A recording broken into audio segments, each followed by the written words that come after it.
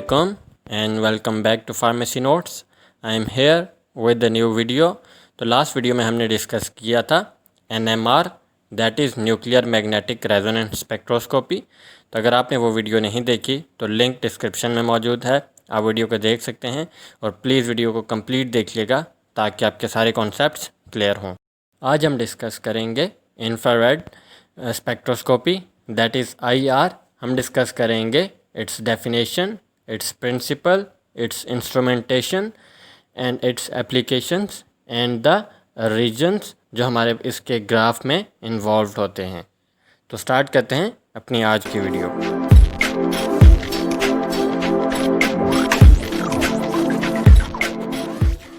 Infrared spectroscopy that is IR, ये हमारे पास एक स्पेक्ट्रोस्कोपी की टेक्निक है जो डील करती है with the electromagnetic spectrum in the infrared reason. हमारे पास जो इंफ्रारेड रीजन में लाइट होती है उसकी जो वेवलेंथ होती है वो लॉन्गर होती है एंड जो फ्रीक्वेंसी हमारे पास लाइट की होती है वो कम होती है। तो हमारे पास जो IR स्पेक्ट्रोस्कोपी है ये डिटेक्ट करेगी हमारे पास लाइट को within the infrared region और इसको हम यूज़ करते हैं to detect the functional groups within the molecules के। हमारे पास जो मॉलिक्यूल्स के अंदर जो फंक्शनल ग्रुप्स प्रेजेंट होते हैं हम उनको डिटेक्ट कर सकते हैं using the IR spectroscopy. Then we have the principle में हमारे पास क्या होता है कि जो IR रेडिएशंस हैं हमारे पास जैसे ही वो फॉल करती हैं ऑन अ मॉलिक्यूल तो हमारे पास जो बॉन्ड्स होते हैं इन द मॉलिक्यूल वो रेडिएशंस को एब्जॉर्ब करते हैं। जब वो एब्जॉर्ब करेंगे हमारे पास तो इन रिस्पॉन्स वो वाइब्रेशंस प्रोड्यूस करते हैं। तो ऐसी रेडिएशंस जो हमारे जो कि एब्जॉर्ब नहीं होती बाय इन सैंपल के सैंपल जिनको एब्जॉर्ब नहीं कर रहा वो 100% ट्रांसमिट हो जाती हैं फ्रॉम द सैंपल एंड हमारे पास डिटेक्ट होती हैं बाय द डिटेक्टर। देन वो हमारे पास डिस्प्ले होती हैं in the form of graph. फिर देन हम आइडेंटिफाई करते हैं कि हमारे पास ये रेडिएशंस जो हैं वो किस मॉलिक्यूल की हैं। देन हम with the help of a graph हम आइडेंटिफाई करते हैं कि हमारे पास कौन सा सैंपल इसके अंदर प्रेजेंट हो सकता है। Now coming to the instrumentation में हमारे पास सबसे पहले इसकी IR सोर्स होती है, इंफ्रारेड सोर्स होती है। देन उस लाइट के पाथ जो लाइट का पाथ होता है उसके आगे हमारे पास रेफरेंस भी पड़ा होता है एंड सैंपल भी पड़ा होता है। रेफरेंस होता है जिससे हमने उसको कंपेयर करना होता है और सैंपल हमने जिसकी चेक करना है जिसको डिटेक्ट करना है। रेफरेंस जिसमें हमारे पास ऐसा स्टैंडर्ड यूज़ होता है। देन IR हमारे पास जो पास करती है through the sample and through the reference. Then हमारे पास वो स्प्लिटर से पास करती हुई फॉल करती हैं डिटेक्टर पे। डिटेक्टर से देन हमारे पास रीड आउट सिस्टम में एक जो हमारे पास एक जो पीक आती है हमारे पास वो होती है हमारे पास जो है रेफरेंस की। जैसे कि आपके सामने एक जो हमारे पास रीड आउट सिस्टम में हमारे पास जो ग्रीन लाइन शो हो रही है वो हमारे पास रेफरेंस की है और जो हमारे पास पिंक सी लाइट शो हो रही है, पिंक लाइन शो हो रही है वो हमारे पास है हमारे सैंपल की। तो इस तरह से हम इनको कंपेयर करते हैं। अब हम जो इसके इंस्ट्रूमेंटेशन का ईच पार्ट है हम उसको डिटेल में डिस्कस करेंगे। सबसे पहले हम डिस्कस करेंगे रेडिएशन सोर्स को। सोर्सेज ऑफ IR हमारे पास जो हैं वो बेसिकली दो होती हैं। एक हमारे पास ग्लोबुलर होती है एंड देन नर्नेस्ट ग्लोअर होती है। ग्लोबुलर में हमारे पास क्या होता है कि हमारे पास जो है वो रॉड ऑफ सिलिकॉन कार्बाइड होता है। हम जो हमारे पास सिलिकॉन कार्बाइड का रॉड है उसको हीट करते हैं अप टू 1300 सेल्सियस। जब वो हम उसको हीट करते हैं तो वो हमारे पास रेडिएंट एनर्जी प्रोड्यूस करता है जिसकी हमारे पास रेंज होती है बिटवीन 1 to 40 माइक्रॉन्स। देन वो हमारे पास आगे सैंपल एंड रेफरेंस पे जाके फॉल करती है। एंड देन जो हमारे पास B टाइप इसमें यूज़ हो रही है वो है नर्नेस्ट ग्लोअर। इसमें हमारे पास क्या हो रहा है, वहाँ पे हम सिलिकॉन कार्बाइड यूज़ कर रहे थे, इसमें हम यूज़ करते हैं जिरकोनियम एंड यूट्रियम, उसके रॉड्स को हम यूज़ करते हैं और इसमें हम उनको हीट करेंगे अप टू 1500 सेल्सियस। तो जैसे ही हम हीट करेंगे तो जो हमारे पास रेडिएशंस एमिट होती हैं वो होती हैं बिटवीन 0.4 to 20 माइक्रॉन्स। तो ये थी हमारे पास radiation source. Then we have sample cell कि हमारे पास जो सैंपल है वो कहाँ पे प्लेस्ड होता है। अब हमारे पास अगर सैंपल हमारा जो है वो गैस की फॉर्म में है, तो हम उसको प्लेस करेंगे क्यूवेट के अंदर। क्यूवेट हमारे पास ग्लास की बनी होती है। देन अगर हमारे पास सैंपल जो है वो सोल्यूशन के फॉर्म में है, तो सैंपल जो हमारे पास लिक्विड होते हैं एट रूम टेम्परेचर, हम उनको एनालाइज करते हैं इन प्योर फॉर्म और इन फॉर्म ऑफ सोल्यूशन। तो हमारे पास जो कॉमनली सॉल्वेंट्स जिसके अंदर यूज होते हैं that is CCl4, carbon tetrachloride and carbon disulphide. Then हमारे पास जो सॉलिड सैंपल्स हैं उनको हम क्या करते हैं, सबसे पहले तो हम उनका पार्टिकल साइज़ जो है रिड्यूस करते हैं। Then after reducing their particle size हम उनका एक थिन पेस्ट और स्मल बनाते हैं एंड देन हम उसको एग्जामिन कर सकते हैं। Then after that we have monochromators. Monochromators का फंक्शन ये होता है कि वो एक स्पेसिफिक वेवलेंथ वाली लाइट को पास होने देते हैं और अदर लाइट्स को वो पास नहीं होने देते। देन हमारे पास डिटेक्टर्स हैं। डिटेक्टर बेसिकली हमारे पास टू टाइप्स के होते हैं, एक होते हैं थर्मल डिटेक्टर और एक होते हैं नॉन थर्मल डिटेक्टर्स।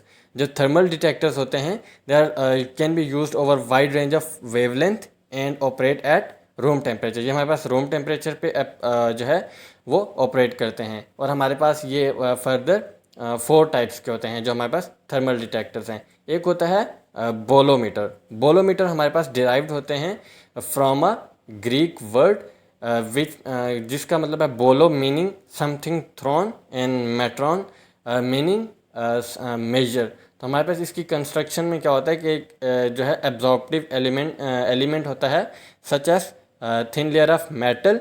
तो मोस्ट जो बोलोमीटर्स हैं हमारे पास वो यूज़ करते हैं super conductors absorptive elements rather than metals. तो इसकी वर्किंग हमारे पास कैसे होती है कि जो मेटल्स हमारे पास हैं वो अटैच्ड होते हैं टू रेजर्वॉयर एंड देन हमारे पास जो रेडिएशंस हैं वो फॉल करती हैं on the absorptive element. Then जब हमारे पास इसके ऊपर रेडिएशंस फॉल करेंगे इसका टेम्परेचर इंक्रीज होगा। तो उस चेंज इन टेम्परेचर को हम मेजर करते हैं using a thermometer. Then we have the thermocouple and thermopile. जो थर्मोकपल होते हैं हमारे पास उनके अंदर हमारे पास pair of junction of different metals present होता है। एग्जाम्पल के तौर पे हमारे पास 2 पीसीज होते हैं बिस्मथ के, वो फ्यूज होते हैं to either end of a piece of antimony.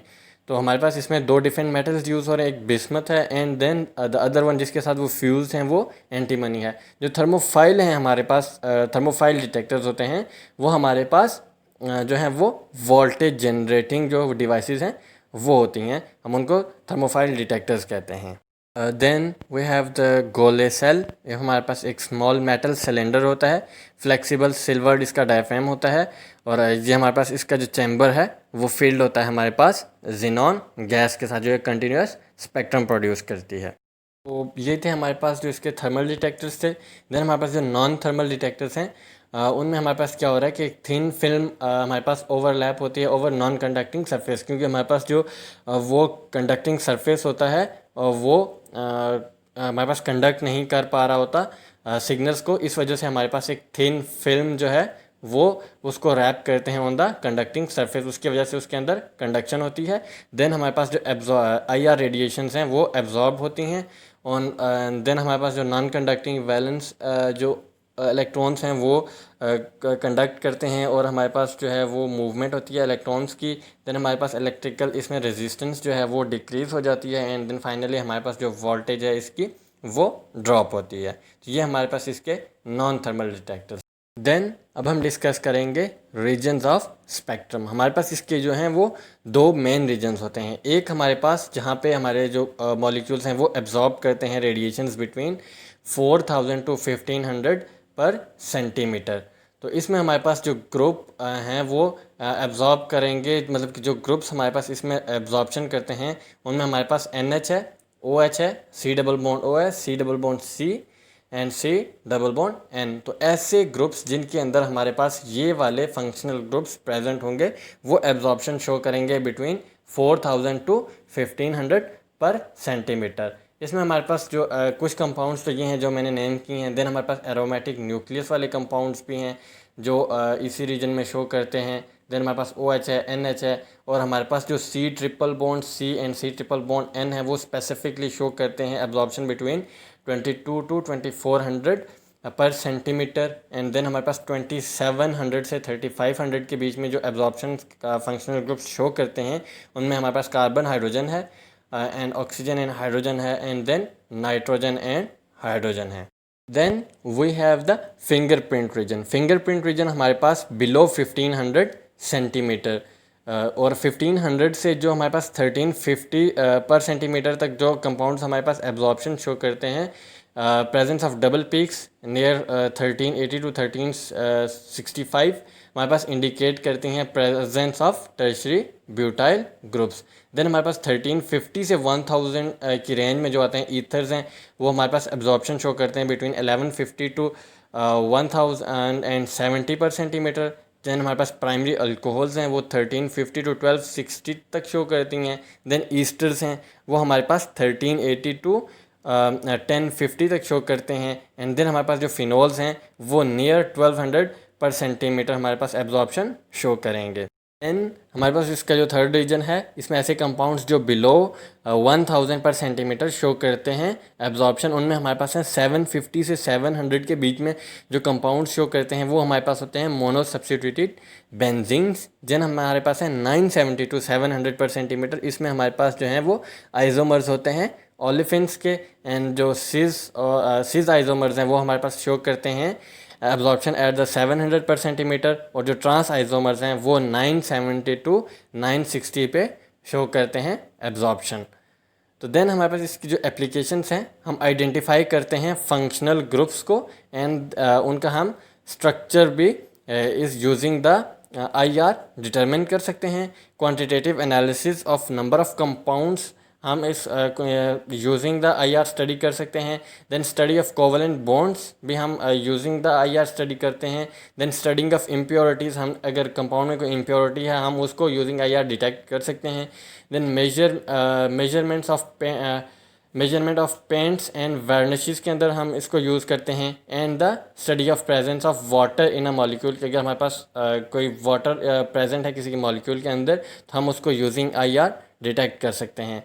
I hope आपको सब कुछ क्लियर होगा। स्टिल अगर आपका कोई क्वेश्चन है तो आप प्लीज़ कमेंट सेक्शन में अपना क्वेश्चन ड्रॉप कीजिए, मैं आपके क्वेश्चन का ज़रूर आंसर करूँगा। तो अगर आपने अभी तक चैनल को सब्सक्राइब नहीं किया तो प्लीज़ चैनल को सब्सक्राइब कीजिए, लाइक कीजिए, शेयर कीजिए।